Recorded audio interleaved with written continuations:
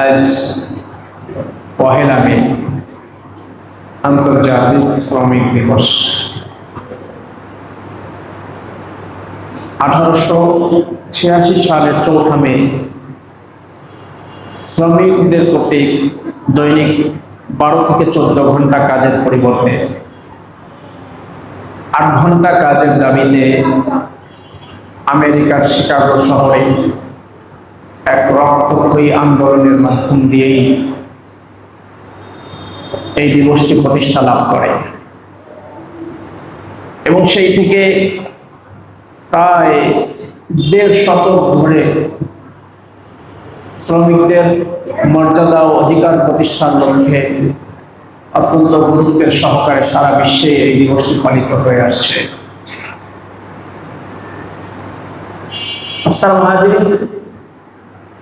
তবে বাস্তব সত্য কথা হলো,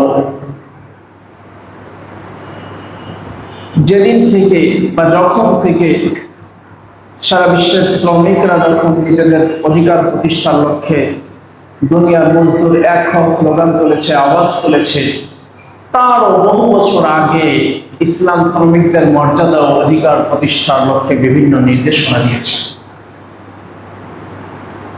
আজকে আমরা সেই সম্পর্কেই, শ্রমিকদের অধিকার ও মর্যাদা সম্পর্কে, ইসলামিক দিক নির্দেশনা সম্পর্কে আলোচনা পেশ করার চেষ্টা করবো ইনশাআল্লাহ। মুহতারাম হাজিরিন, শরীয়তে ইসলামী পরনির্ভরতা, পরমুখাপেক্ষিতার প্রতি শরীয়তে ইসলাম অত্যন্ত কঠোর ভাষা ব্যবহার করেছে এবং পরনির্ভরতার প্রতি অনুৎসাহিত করে তাদের পরিণাম সম্পর্কে ভয়াবহ বাণী উচ্চারণ করেছে। হাদিসে রাসূলুল্লাহ সাল্লাল্লাহু আলাইহি ওয়াসাল্লাম ইরশাদ ফরমান, যে ব্যক্তি মানুষের কাছে হাত পেতে বেড়ায়, অহেতুক অপ্রয়োজনে মানুষের কাছে হাত পেতে বেড়ায়, কিয়ামতের ময়দানে সে আল্লাহ তাআলার সাথে সাক্ষাৎ করবে এমন অবস্থায় যে তার শরীরে মাংস থাকবে না, তার মুখে কোনো মাংস থাকবে না, এমন কঠোর বাণী উচ্চারণ করছে শরীয়ত ইসলাম। অপরদিকে শ্রমের মর্যাদা এবং শ্রমের প্রতি উদ্বুদ্ধ করে শরীয়তে ইসলামে উম্মতকে শ্রমমুখী করার চেষ্টা করেছে। হাদিসে রাসূলুল্লাহ সাল্লাল্লাহু আলাইহি ওয়াসাল্লাম শ্রমিকের বা শ্রমের মর্যাদা সম্পর্কে উল্লেখ করতে গিয়ে রাসূল বলেন, আল কাসিবু হাবিবুল্লাহ, আল কাসিবু হাবিবুল্লাহ, যে নিজের উপার্জন থেকে জীবিকা নির্বাহ করে সে ব্যক্তি হলো রাসূল বলেন হাবিবুল্লাহ, সে হলো আল্লাহর বন্ধু, আল্লাহর দোস্ত। আল কাসিবু হাবিবুল্লাহ, অর্থাৎ নিজের হাতে উপার্জন করে খাবে, যে নিজের হাতে উপার্জন করে খাবে, পরমুখাপেক্ষিতা, পরনির্ভরতা না থাকবে, সে ব্যক্তি আল্লাহর বন্ধু। অন্য riwayat-এর মধ্যে আল্লাহ রাসূল সাল্লাল্লাহু আলাইহি ওয়াসাল্লাম ইরশাদ ফরমান, কাসবুল হালাল ফারিদাতুন বা'দাল ফারিদা, কাসবুল হালাল ফারিদাতুন বা'দাল ফারিদা, ফরজ ইবাদতের পরে হালাল উপার্জন এটা অন্যতম আরেকটা ফরজ। রাসূল বলেন কাসবুল হালাল ফারিদা বা'দাল ফারিদা, ফরজ ইবাদতের পরে হালাল উপার্জন করা এটা আরেকটা ফরজ। এই কথাই প্রতিধ্বনিত হয়েছে সূরাতুল জুমআর মধ্যে। আল্লাহ তাআলা বলেন, ফাইযা কুদিয়াতিস সালাতু ফান্তাশিরু ফিল আরদি ওয়াবতাগু মিন ফাদলিল্লাহ, যখন নামাজ আদায় হয়ে যায় তখন ফান্তাশিরু ফিল আরদ, তোমরা দুনিয়াতে ছড়ায় পড়ো, ওয়াবতাগু মিন ফাদলিল্লাহ, এবং আল্লাহর অনুগ্রহের অনুসন্ধান করো, অন্বেষণ করো। এখানে ওয়াবতাগু মিন ফাদলিল্লাহ, ফাদলিল্লাহ দ্বারা এখানে উদ্দেশ্য হলো উপার্জনের দিকে ছড়িয়ে পড়ো। ফান্তাশিরু ফিল আরদ ওয়াবতাগু মিন ফাদলিল্লাহ, অর্থাৎ শরীয়তে ইসলামে বৈরাগ্যতা, পরমুখাপেক্ষিতা, পরনির্ভরতা শরীয়তে ইসলামের কোনো অবস্থান নেই। বরং আল্লাহ তাআলা তোমাকে শক্তি দান করেছে, সুস্থতা দান করেছে, এই শক্তি সুস্থতাকে কাজে লাগিয়ে তুমি উপার্জন করো এবং এর মাধ্যমে নিজের জীবিকা নির্বাহ করো। অন্যের প্রতি মুখাপেক্ষী হয়ে, অন্যের প্রতি নির্ভরশীলতা বা একেবারে সংসার ত্যাগী হয়ে সবকিছু ছেড়ে দিয়ে একেবারে সংসার ত্যাগ করে ফেলবা এমনটাও নয়, বরং ফাইদা কুদিয়াতিস সালাত ফান্তাশিরু ফিল আরদ, যখন নামাজ আদায় হয়ে যাবে তখন দুনিয়া তোমরা ছড়িয়ে পড়ো। মুহতারাম হাজিরিন, শ্রমের প্রতি উদ্বুদ্ধ করে রাসূলুল্লাহ সাল্লাল্লাহু আলাইহি ওয়াসাল্লাম ইরশাদ ফরমান, আফদালুল কাসবি বাইউন মাবরুর ওয়া আমালুর রাজুলি বিয়াদি। রাসূল বলেন, উত্তম উপার্জন হলো বাইয়ে মাবরুর, তথা নেক ক্রয় বিক্রয়, সৎ ক্রয় বিক্রয়, সৎ ব্যবসা। এবং ওয়া আমালুর রাজুলি বিয়াদি, এবং নিজ হস্তে উপার্জন করা, এটা হলো সবচেয়ে উত্তম উপার্জন। রাসূল বলেন উত্তম উপার্জন হলো সৎ ব্যবসা। ব্যবসার মধ্যে কোনো ছলছুরি চগলখড়ি, ব্যবসার মধ্যে কোনো অপরকে ঠকানো থাকবে না, একেবারে সৎ ব্যবসা থাকবে। এবং দ্বিতীয় পর্যায়ে রাসূল বলেছেন মুআমালুর রাজুলি বিয়াদি, দ্বিতীয় পর্যায়ে উত্তম উপার্জন হলো ব্যক্তি নিজ হাতে উপার্জন করা। এটা সমস্ত নবীগণের সুন্নাহও বটে। হাদিসের মধ্যে এসেছে, আল্লাহ রাসূল বলেন, মা আকালা আহাদুন তাআমান কাত্তু খায়রাম মিন আন ইয়াকুলা মিন আমালি ইয়াদি ওয়া ইন্না নাবিয়াল্লাহি দাউদ কানা ইয়াকুলু মিন আমালি ইয়াদিহি। রাসূল বলেন, কেউ স্বহস্তে উপার্জনকৃত খাবার থেকে উত্তম খাবার আর কেউ গ্রহণ করে না। মা আকালা আহাদুন তাআমান কাত্তু খায়রাম মিন আন ইয়াকুলা মিন আমালি ইয়াদিহি, নিজ হাতে উপার্জনকৃত সম্পদ থেকে, খাবার থেকে উত্তম আর কোন খাবার কেউ গ্রহণ করে না। ওয়া ইন্না নাবিয়াল্লাহি দাউদ কানা ইয়াকুলু মিন আমালি ইয়াদিহি। রাসূল বলেন, আল্লাহর নবী দাউদ তিনিও নিজের হাতে উপার্জন করে খেতেন। নিজ হাতে উপার্জন থেকে উত্তম আর উপার্জন কেউ খায় না। নিজ হাতে যে উপার্জনটা হয়, নিজে কষ্ট করে যেটা উপার্জন করে, রাসূল বলেন এর থেকে উত্তম উপার্জনকৃত খাবার আর কোনো খাবার নেই। এমনকি আল্লাহর নবী দাউদ তিনি নিজ হাতে উপার্জন করে খেতেন, নিজ হাতে উপার্জন করে খেতেন। হযরত দাউদ আলাইহিস সালাতু ওয়াস সালামকে আল্লাহ তাআলা রাজত্ব দান করেছিলেন। তিনি অত্যন্ত সুচারুরূপে নিজের দায়িত্ব পালন করেছেন এবং তার এই যে রাজত্ব পরিচালনার ক্ষেত্রে তার প্রশংসাও ছিল, খুব প্রশংসা ছিল। তিনি মাঝে মাঝে ঘুরে ঘুরে খোঁজ খবর নিতেন, ছদ্মবেশে ঘুরে মানুষের কাছ থেকে খোঁজ খবর নিতেন যে তোমাদের রাষ্ট্র কেমন পরিচালিত হয়, তোমাদের রাজত্ব যিনি পরিচালনা করেন তিনি কেমন ব্যক্তি, এমন ঘুরে ঘুরে তিনি মানুষের কাছ থেকে খোঁজ খবর নিতেন। এত উত্তম রূপে উনি রাজত্ব পরিচালনা করেছেন, তার ভিতর দিয়েও তিনি নিজ হাতে উপার্জন করে খেতেন। তার উপার্জনের মাধ্যম ছিল আল্লাহ তাআলা তার কুদরতি ভাবে তার মধ্যে এমন মুজিজা দান করেছিলেন যে লোহা তার হাতে ধরলে একেবারে মোমের মতো নরম হয়ে যেত, লোহা মোমের মতো নরম হয়ে যেত। এরপরে সেই লোহা দিয়ে তিনি বর্ম তৈরি করতেন, যুদ্ধের যে বর্ম পরে যুদ্ধ করে এই বর্ম তৈরি করে বাজারে বিক্রি করতেন।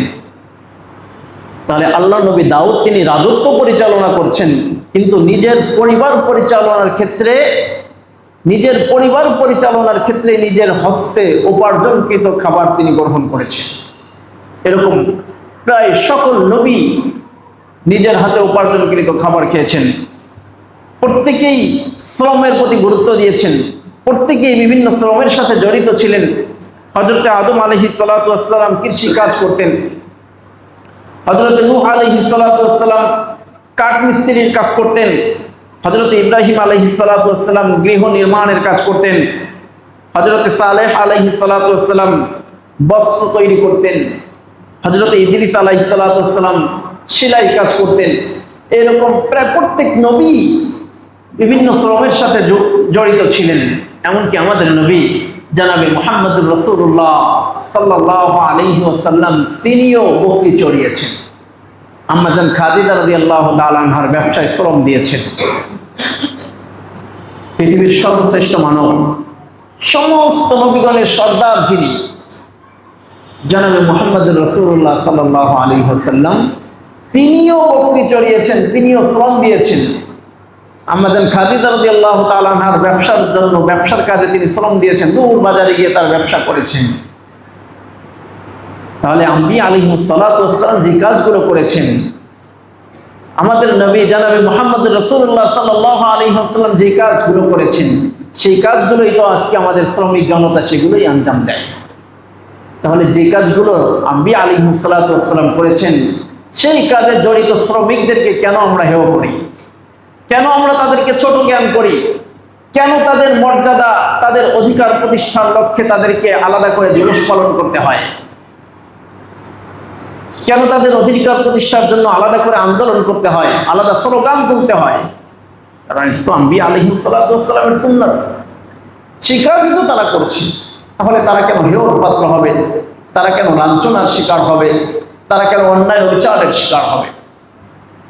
তারা হাজিরি, একটা বারও কি আমরা ভেবে দেখেছি আজকে যাদের শ্রমের উপরে আমি ভর করে আজকে আইএসে জীবনযাপন করছি, তাদেরকে আমি কেন অবজ্ঞা করছি? আজকে আমার আইএসে জীবনযাপন ভর করে আছে তো ওইসব শ্রমিকদের শ্রমের উপরে। এরা যদি শ্রম না দিত তাহলে আমার আইএসে জীবনযাপন কোনোভাবেই সম্ভব ছিল না। আজকে অট্টালিকার উপরে দিয়ে আমি এসি ছেড়ে দিয়ে যে ঠান্ডা বাতাসে গায়ে এড়িয়ে দিচ্ছি, এর প্রত্যেকটা আরাম আয়েসের সরঞ্জামাদি তৈরির পিছনে প্রত্যেক বিভিন্ন শ্রমিকের শ্রম জড়িত আছে। রিমোট কন্ট্রোল যে এসিটা আমি ছাড়ছি, এই এসিটা তৈরির পিছনে শ্রমিকদের শ্রম জড়িত আছে।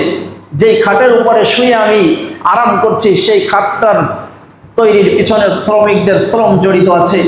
যেই ঘরটার মধ্যে আমি আরাম আয়েশ করছি, সেই ঘরটা নির্মাণ শ্রমিকদের শ্রম জড়িত আছে।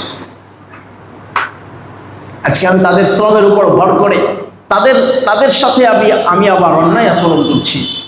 তারা হাজিরিন, আল্লাহ তাআলা পবিত্র কোরআনের মধ্যে বলেন, নাহনু কাসামনা বাইনাহুম মাঈশাতাহুম ফিল হায়াতিদ দুনিয়া ওয়া রাফা'না বা'দাহুম ফাওকা বা'দিন দারাজাতিন লিয়াত্তাখিযা বা'দুহুম বা'দান সুখরিয়া। নাহনু কাসামনা বাইনাহুম মাঈশাতাহুম ফিল হায়াতিদ দুনিয়া, আমি দুনিয়ার জিন্দেগিতে তাদের মাঈশতকে, তাদের জীবন যাপনকে আমি নির্ধারণ করে দিয়েছি, আমি বন্টন করে দিয়েছি। আল্লাহ তাআলা চাইলে প্রত্যেকটা মানুষ তারাও অট্টালিকার উপরে থাকার মতো আল্লাহ তাআলা ব্যবস্থা করে দিতে পারতেন। পুরো পৃথিবীর সকল মানুষকে আল্লাহ যদি ধনী বানিয়ে দিতেন, তাহলে আল্লাহর খাজানায় কমতি এসে যেত না। আল্লাহর খাজানায় তো কমতি নেই। আল্লাহ চাইলে প্রত্যেকটা মানুষকে ধনী বানায় দিতে পারতেন, প্রত্যেকটা মানুষকে অট্টালিকার অধিকারী বানায় দিতে পারতেন, প্রত্যেকটা মানুষকে কোটি কোটি টাকার মালিকানা দিয়ে দিতে পারতেন। কিন্তু আল্লাহ তাআলা দেন নাই। আল্লাহ তাআলা বিশেষ হিকমতের কারণে দেন নাই। আল্লাহ তাআলা বলেন, নাহনু কাসামনা বাইনাহুম মাঈশাতাহুম ফিল হায়াতিদ দুনিয়া, আমি তাদের মাঈশতকে, তাদের জীবন যাপনকে আমি বন্টন করে দিয়েছি তাদের মাঝে। ওয়া রাফা'না বা'দাহুম ফাওকা বা'দিন দারাজাত, আমি তাদের মধ্যে কতকের উপরে শ্রেষ্ঠত্ব দান করেছি, স্তর করে দিয়েছি। আমি কাউকে ধনী বানিয়েছি, কাউকে গরিব বানিয়েছি, কাউকে মুচি বানিয়েছি, কাউকে ঋষি বানিয়েছি, কাউকে ব্যবসায়ী বানিয়েছি, কাউকে জেলে বানিয়েছি, কাউকে রিক্সাওয়ালা বানিয়েছি, কাউকে গাড়িওয়ালা বানিয়েছি। ওয়ারাফা'না বা'দাহুম ফাওকা বা'দিন দারাজাত, আমি কতকের উপরে শ্রেষ্ঠত্ব দান করেছি। কেন? লিয়াত্তাখিযা বা'দুহুম বা'দান সুখরিয়া, যাতে একে অপরকে কাজে লাগাইতে পারে, যাতে একে অপরকে কাজে লাগাইতে পারে। এই কারণে আমি তাদের মাঈশতকে এমনভাবে বন্টন করে দিয়েছি, তাদের জীবন জীবিকাকে এমনভাবে বন্টন করে দিয়েছি যে কাউকে ছোট বানিয়েছি, কাউকে বড় বানিয়ে দিয়েছি। এক্ষেত্রে যদি আল্লাহ তাআলা এই তারতম্যটা না করতেন, আল্লাহ তাআলা সবাইকে যদি ধনী বানিয়ে দিতেন, তাহলে আমাদের জীবন জীবিকা চলতো না, চলতে পারতাম না আমরা। সবাই যদি ধনী হতো, সবাই যদি সমাজে ধনী হয়ে যেত, তাহলে এই সমাজের মানুষগুলো চলা কঠিন হয়ে যেত। কারণ আমার বাসার ময়লা নেওয়ার জন্য একজন লোকের দরকার। যে লোকের পেটে ক্ষুধা আছে সেই আমার বাসা ময়লা নেওয়ার জন্য আসবে, না হলে আসতো না। পেটে যদি ক্ষুধা না থাকতো তাহলে আসতো না কেউ আমার বাসার ময়লা নিতে। পেটে যদি ক্ষুধা না থাকতো তাহলে আমার সেফটি ট্যাঙ্কি পরিষ্কার করার জন্য এক শ্রেণীর লোকদেরকে পাওয়া যেত না। পেটে যদি ক্ষুধা না থাকতো তাহলে আমার বাসার পানির লাইন ঠিক করার মতো লোক পাওয়া যেত না। পেটে ক্ষুধা না থাকলে নির্মাণ শ্রমিকদেরকেও খুঁজে পাওয়া যেত না।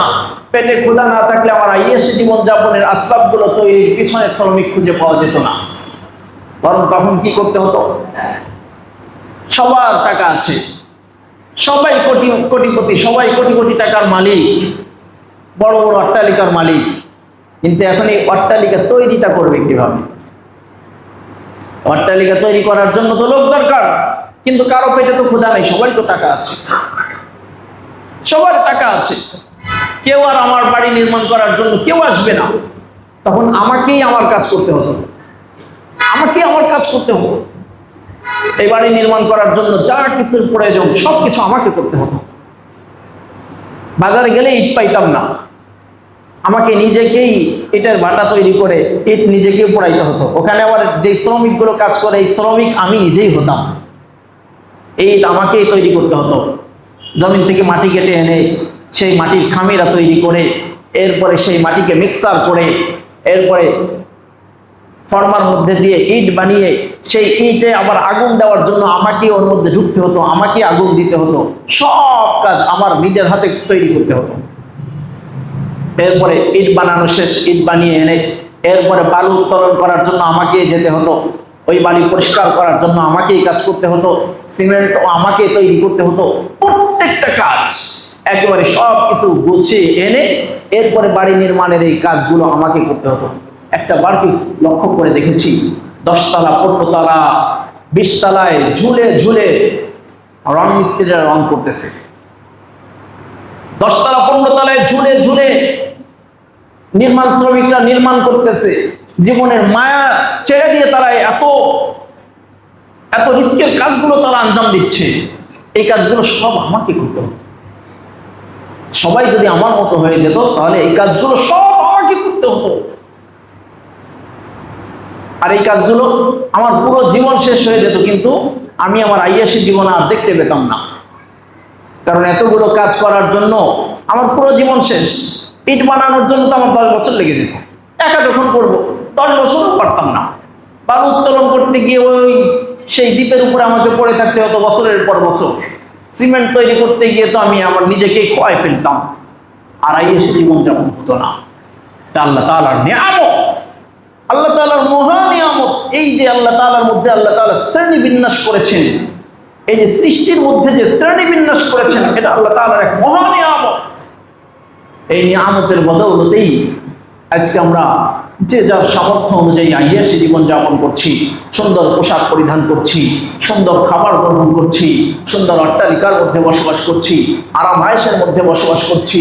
যখন যেটা প্রয়োজন, যেটা আমি একটু খরচ করলেই, একটু কসরত করলেই আমি পেয়ে যাচ্ছি। বাজারে গেলে আমি শাকসবজি পেয়ে যাচ্ছি, বাজারে গেলে আমি বিভিন্ন আইটেমের মাছ পেয়ে যাচ্ছি, বাজারে গেলে বিভিন্ন খাদ্য সামগ্রী পেয়ে যাচ্ছি। টাকা আছে, আমি ক্রয় করে নিয়ে আসছি।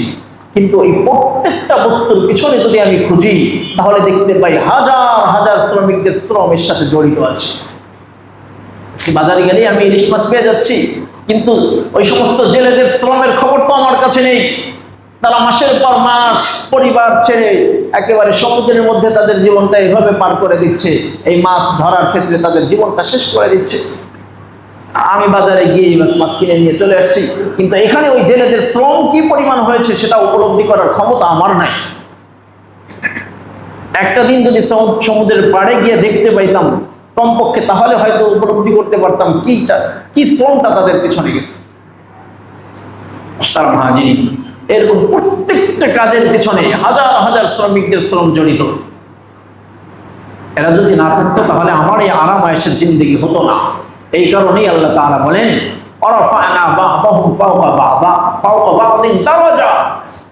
আমি কতকের উপরে শ্রেষ্ঠত্ব দান করেছি,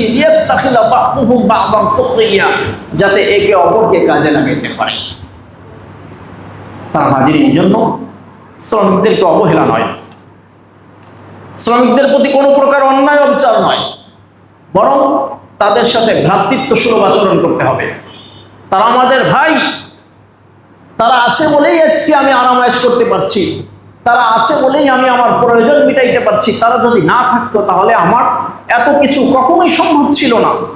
এজন্য এই হাদিসের মধ্যে মুসলিম ও বুখারী বর্ণিত আল্লাহ রাসূল সাল্লাল্লাহু আলাইহি ওয়াসাল্লাম ইরশাদ ফরমান, হুম ইখওয়ানুকুম জাআলাহুমুল্লাহু তাহতা আইদিকুম ফামান জাআলাল্লাহু আখাহু তাহতা ইয়াদিহি ফালইউতইমহু মিম্মা ইয়াকুল ওয়ালইউলবিসহু মিম্মা ইয়ালবাসু ওয়ালা ইউকাল্লিফুহু মিনাল আমাল মা ইয়াগলিবুহু ফাইন কাল্লাফাহু মা ইয়াগলিবুহু ফালইউইনহু আলাইহি। রাসূল বলেন, শ্রমিকরা তোমাদের ভাই, আল্লাহ তাআলা তাদেরকে তোমাদের অধীনস্থ করে দিয়েছেন। সুতরাং আল্লাহ তাআলা তোমাদের যার ভাইকে তোমাদের অধীনস্থ করে দিয়েছেন, আল্লাহ তাআলা তোমাদের যার অধীনস্থ করে দিয়েছেন তার ভাইকে, সে যেন ফালইউতইমহু মিম্মা ইয়াকুলু, সে যা খায় তাই যেন তাকে খাওয়ায়, ওয়ালইউলবিসহু মিম্মা ইয়ালবিসু, এবং সে যা পরিধান করে তা যেন তাকে পরিধান করায়, ওয়ালা ইউকাল্লিফুহু মিনাল আমালি মা ইয়াগলিবুহু, এবং এমন কোনো কাজ তার উপরে চাপিয়ে না দেয় যে কাজ তাকে পরাজিত করে দেয়, যে কাজ তাকে দুর্বল করে দেয়, এমন কোনো কাজ যেন তার উপরে চাপিয়ে না দেয়। ফাইন কাল্লাফাহু মা ইয়াগলিবুহু ফালইউইনহু আলাইহি, যদি এমন কাজ তার উপরে এসে বসেই তাহলে সে যেন ফালইউইনহু আলাইহি, তাহলে সে যেন তাকে সহযোগিতা করে, সহজ করে দেয়। কাজ কঠিন, সে একা পেরে উঠবে না, তখন নিজে যেন তার সাথে কাজে সহযোগিতা করে। এভাবে যদি আমরা আমাদের শ্রমিক আর মালিক পক্ষ যদি এভাবে কাজ করতে পারতাম, তাহলে এই বৈষম্য এমনিতেই দূর হয়ে যেত। আজকে সব জায়গায় বৈষম্যের শিকার মূলত এই আমরা শ্রমিক আর মালিকদের মধ্যে যে বিভেদের দেওয়াল তৈরি করে দিয়েছি, এই পার্থক্যের যে দেওয়াল তৈরি করে দিয়েছি, এই দেওয়ালের কারণে আজকের এই বৈষম্য। না হলে শ্রমিকদেরকে আন্দোলনও করতে হতো না, আলাদা করে দিবস পালন করতে হতো না। এটা আসলে একটা হাদিস যদি আপনি আমল করতে পারতাম। সারা হাজিরি, আল্লাহ রাসূল সাল্লাল্লাহু আলাইহি ওয়াসাল্লাম শ্রমিকদের অধিকার প্রতিষ্ঠার ক্ষেত্রে রাসূল বলেন, আতুল আজিরা আজরা ক্বাবলা আন ইয়াদুফা ইরকু, আতুল আজিরা আজরাহু, শ্রমিককে তার পারিশ্রমিক দিয়ে দাও, ক্বাবলা আন ইয়াদুফা ইরকুহু, তার ঘাম শুকিয়ে যাওয়ার আগে। শ্রমিকের পারিশ্রমিক ঘাম শুকিয়ে যাওয়ার আগে রাসূল দিতে বলেছেন। শ্রমিকের ঘাম শুকিয়ে যাওয়ার আগেই তার পারিশ্রমিক, তার প্রতিদান তাকে বুঝিয়ে দাও, কারণ সে তো আমার ভাই, তার জীবিকা নির্বাহ হবে আমার এই পারিশ্রমিকের মাধ্যম দিয়ে। তার পারিশ্রমিক যদি আমি আটকে রাখি, তার সাথে যদি আমি তাল বাহানা করি, তাকে যদি আমি তার যথার্থ মূল্যায়ন যদি না করি, তাহলে সে একদিকে যেমন শ্রমের আগ্রহ হারাবে, দ্বিতীয় দিকে সে তার পরিবার নিয়ে এক দুর্বিষহ যন্ত্রণার মধ্যে পড়ে যাবে। এই কারণে আল্লাহ রাসূল সাল্লাল্লাহু আলাইহি ওয়াসাল্লাম বলেছেন, ঘাম শুকিয়ে যাওয়ার আগেই তার পারিশ্রমিক দিয়ে দাও। একদিকে যেমন শ্রমিকদের অধিকার প্রতিষ্ঠার জন্য ইসলাম গুরুত্ব দিয়েছে, অপরদিকে আবার মালিকের সাথে যাতে খেয়ানত না হয়, এদিকেও ইসলাম লক্ষ্য রেখেছে। শুধুমাত্র এক পক্ষকেই মূল্যায়ন করেছে এমন নয়, বরং উভয় পক্ষেই সামঞ্জস্যতা বিধান করেছে। এজন্য শ্রমিকদের উপরে অর্পিত দায়িত্বকে আমানত বলে আখ্যায়িত করে রাসূল বলেন, কুল্লুকুম রাঈন ওয়া কুল্লুকুম মাসউলুন আন রাইয়াতিহি, তোমাদের প্রত্যেকেই দায়িত্বশীল, প্রত্যেককেই তার দায়িত্ব সম্পর্কে জিজ্ঞাসাবাদ করা হবে, প্রত্যেকেই দায়িত্বশীল। এভাবে আল্লাহ রাসূল সাল্লাল্লাহু আলাইহি ওয়াসাল্লাম বিভিন্ন দায়িত্বশীলের কথা উল্লেখ করতে করতে করতে করতে একটা পর্যায়ে রাসূল বলেন, ওয়াল খাদিমু রাঈন ফি মালি সাইয়্যিদিহি ওয়া মাসউলুন আন রাইয়াতিহি, খাদেম সেবক যারা, তারাও তার মুনিবের মালের ক্ষেত্রে রক্ষণাবেক্ষণকারী, দায়িত্বশীল। এরপর রাসূল বলেন, ওয়া মাসউলুন আন রাইয়াতিহি, এবং তাকেও সেই দায়িত্ব সম্পর্কে জিজ্ঞাসাবাদ করা হবে। প্রত্যেকেই দায়িত্বশীল, যার যার জায়গা থেকে দায়িত্বশীল। মালিক যেমন দায়িত্বশীল, শ্রমিকও দায়িত্বশীল। মালিক তার দায়িত্ব পালন করবে শ্রমিকের ন্যায্য অধিকার প্রতিষ্ঠা করে, আর শ্রমিক তার দায়িত্ব পালন করবে তার উপরে অর্পিত দায়িত্ব পরিপূর্ণভাবে আঞ্জাম দিয়ে। ইসলাম এভাবে উভয় পক্ষের প্রতি সামঞ্জস্যতা বিধান করেছে। কিন্তু বাস্তব সত্য কথা হলো, আজকে মালিক পক্ষ আর শ্রমিক পক্ষ উভয়টাই বাড়াবাড়ির শিকার, উভয়ই প্রান্তিকতার শিকার। মালিক পক্ষ জুলুমের আশ্রয় নেয়, কিভাবে শ্রমিককে ঠকানো যায় সেই ফিকিরে থাকে। অপরদিকে শ্রমিক পক্ষ তারাও প্রতারণার আশ্রয় নেয়, মালিককে কিভাবে ঠকাবে, কিভাবে কাজে ফাঁকি দেওয়া যায়, কিভাবে মালিককে ঠকানো যায় সেই ফিকিরে তারা থাকে। প্রত্যেকেই যদি দায়িত্বের ব্যাপারে সচেতন হতো, তাহলে একজন আর আরেকজনের উপরে কোনো অভিযোগই থাকতো না। কিন্তু উভয় পক্ষই যখন প্রান্তিকতার শিকার, উভয় পক্ষই যখন বাড়াবাড়ির শিকার, তখন আল্লাহ তাআলা তাদের ব্যাপারে কঠিন শাস্তির বাণী শুনিয়েছেন। ওয়াইলুল লিল মুতাফফিফিন আল্লাযীনা ইযা কালু আলান নাসি ইস্তাওফুন ওয়া ইযা কালুহুম আও ওয়াজানুহুম ইখসিরুন। আল্লাহ তাআলা বলেন, ওয়াইলুল লিল মুতাফফিফিন, যারা মাপে কম দেয় তাদের জন্য দুর্ভোগ। এখানে তাফফিফ শব্দটি যদিও মাপে কম দেওয়ার ক্ষেত্রে ব্যবহার হয়, কিন্তু এখানে উদ্দেশ্যটা ব্যাপক। এক কথায়, যারা তাদের উপরে ন্যস্ত দায়িত্বের ক্ষেত্রে অন্যের প্রাপ্য অধিকারকে যারা কম দেয়, অন্যের প্রাপ্য অধিকার যারা কম পরিশোধ করে, তাদের ব্যাপারে বলা হয়েছে ওয়াইলুল লিল মুতাফফিফিন। যারা অন্যের অধিকার কমায় দেয়, অন্যের প্রাপ্য অধিকার কমায় দেয়, তাদের জন্য দুর্ভোগ, তাদের জন্য শাস্তি। আল্লাযীনা ইযা কালু আলান নাসি ইস্তাওফুন, যারা যখন নিজেরা পরিমাপ করে নেয় তখন পরিপূর্ণ নেয়। ওয়া ইযা কালুহুম আও ওয়াজানুহুম ইখসিরুন, আর যখন তারা অন্যকে পরিমাপ করে দেয় বা ওজন করে দেয় তখন কমায় দেয়। এই হলো মুতাফফিফিন। আল্লাহ তাআলা বলেন, ওয়াইলুল লিল মুতাফফিফিন, এই মুতাফফিফিন যারা তাফফিফ করে তাদের ব্যাপারে দুর্ভোগ। এই তাফফিফের ব্যাখ্যা মারিফুল কোরআনের মধ্যে বিস্তারিত এসেছে, সময় নেই এত লম্বা আলোচনা। তো তাফফিফ শব্দের শাব্দিক অর্থ পরিমাপে ওজনে কম দেওয়া হলেও ব্যাপক অর্থ ওজন, যার উপরে যত দায়িত্ব আছে, প্রত্যেকটা দায়িত্বের ক্ষেত্রে অন্যের যে প্রাপ্য অধিকার আছে সেই অধিকার কম দেওয়াটাই হলো তাফফিফ। তাহলে ওয়াইলুল লিল মুতাফফিফিন, যারা অন্যের অধিকার কমায় দেয় তাদের জন্য দুর্ভোগ। এক্ষেত্রে শ্রমিক যদি তার উপরে ন্যস্ত দায়িত্ব যদি কম আদায় করে, তাহলে তার জন্য এই আয়াত কার্যকর হবে। যদি মালিক তার উপরে অন্যের যে শ্রমিকের যে প্রাপ্য অধিকার আছে সেই অধিকার যদি কমায় দেয়, তাহলে তার ক্ষেত্রেও এই আয়াত প্রযোজ্য হবে, সেও মুতাফফিফিনদের শামিল হয়ে যাবে। মুহতারাম হাজিরিন, এই জন্য আমরা প্রত্যেকেই আমাদের দায়িত্বের ব্যাপারে, অন্যের হকের ব্যাপারে গুরুত্ব দিই। অন্যের হকটা বড় কঠিন।